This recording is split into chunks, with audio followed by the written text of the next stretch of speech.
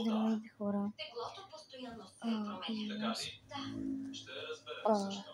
Ще взема проба от Преди сърце и ще всичко проверя дали за е диабет или е осветлението. тежка инфекция. Ще я проверя. Просто Отнема часът 10 е минути. 22:51. Аз реших да ви снимам Всичко за нас. как се Винаги е отварям. била мила и грижовна.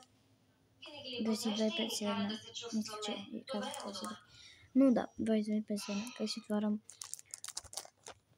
Аз го наричам тюрбан за коса, защото така и пише. Купих си го днес и просто не съм го отворила даже още.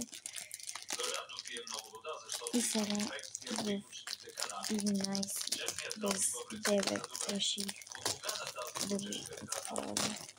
Мисля, че от 2 години. Не ядете гранули. В тях няма достатъчно месо, които не доставят нужните хранителни вещества. Животните, като кучета и котки, са месоядни. Това е основната им храна. Ще я лекувам. Добре, материята е хубава. Ила Ще трябва да пива. следи състава на кучешката храна, която купува. Слагам мейли на антибиотици, за да скараме инфекцията.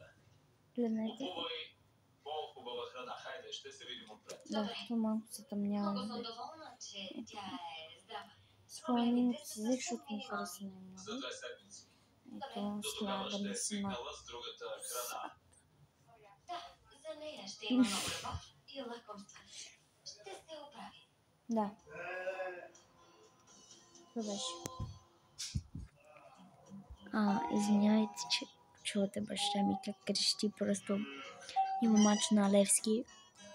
И той от Левски малко крещи, но добре, че свършва скоро, че нямаше да мога да спаси. Свършва след 7 минути, ако не е по-малко. То да. Това беше от мен. И така. Чао.